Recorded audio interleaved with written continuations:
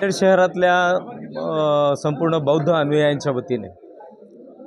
एक फार मोठं पाठबळ अखिल भारतीय भिक्खू संघाला देण्यात आलेलं आहे आणि अखिल भारतीय भिक्खू संघाच्या पुढाकारामध्ये, त्यांच्या नेतृत्वामध्ये, त्यांच्या मार्गदर्शनामध्ये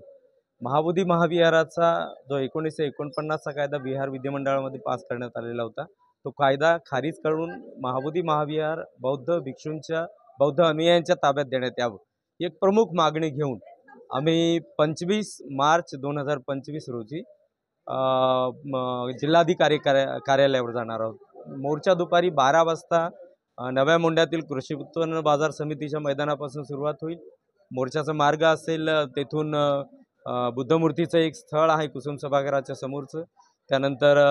ज्योतिराव फुल्यांचा पुतळा आणि शिवाजीनगर मार्गे महात्मा छत्रपती शिवाजी महाराजांचा पुतळा, बाबासाहेबांचा पुतळा आणि कलेक्टर ऑफिस। कलेक्टरच्या माध्यमातून देशभरात, देश पातळीवर आणि म्हणजे युनेस्कोपर्यंत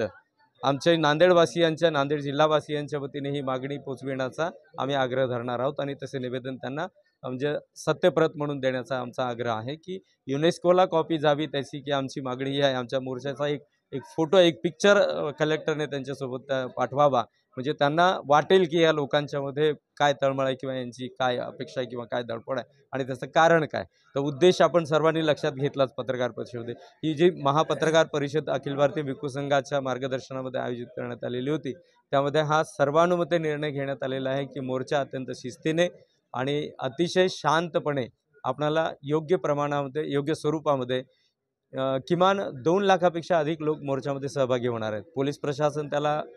सपोर्टिव्ह असणार आहे, एक म्हणजे बॅकअप देणार आहे आणि समाजातील जे युवा कार्यकर्ते असणार आहेत ते सुद्धा त्याला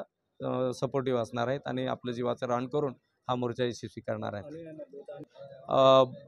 बुद्धाचा विचार हा एका कम्युनिटीसाठी नाही,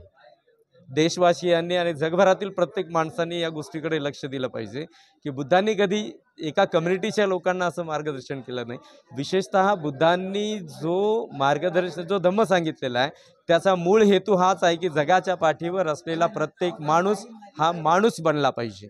आणि माणसाला माणूसपणाचं जे पावित्र्य आहे, माणूसपणाची, माणसाची असणारी जी श्रेष्ठता आहे ती जगाच्या पाठीवर प्रत्येक माणसाला कळावी, यासाठी बुद्धांनी 45 वर्ष उपदेश केला। मग त्यामध्ये आता आम्ही कम्युनिटीमध्ये स्वतःला डिवाइड करून का घ्यावं। बिहार राज्य सुद्धा म्हणजे आज मी मगाशी सांगितलं त्याप्रमाणे की औरंगाबादेत अखिल भारतीय भिक्खू संघाची आज एक महत्त्वपूर्ण बैठक आहे आणि त्या बैठकीमध्ये ठरविण्यात येणार आहे की येणाऱ्या काळामध्ये